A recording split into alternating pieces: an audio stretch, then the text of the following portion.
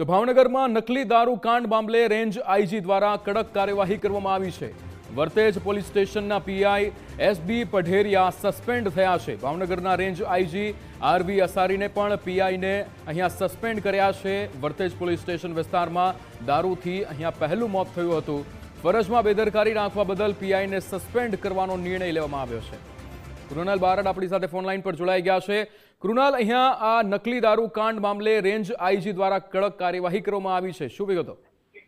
બિલકુલ વિક્રમ, જો વાત કરીએ તો રેન્જ આઈજી દ્વારા કડકમાં કડક કાર્યવાહી છે તે વર્તેજ પોલીસ સ્ટેશનના પીઆઈ બીએસ પઢેરિયા છે તેઓને સસ્પેન્ડ કરવામાં આવ્યા છે। અગાઉ નીતિશ પાંડે જે એસપી છે તેના દ્વારા એ જ પોલીસ સ્ટેશન વર્તેજ પોલીસ સ્ટેશનના બીટ જમાદાર અને 3 ડી સ્ટાફના જે કર્મચારીઓ છે તેને પણ સસ્પેન્ડ કરવામાં આવ્યા હતા અને હવે કહી શકાય કે પીઆઈ જે છે પઢેરિયા તેને પણ સસ્પેન્ડ કરી દેવામાં આવ્યા છે।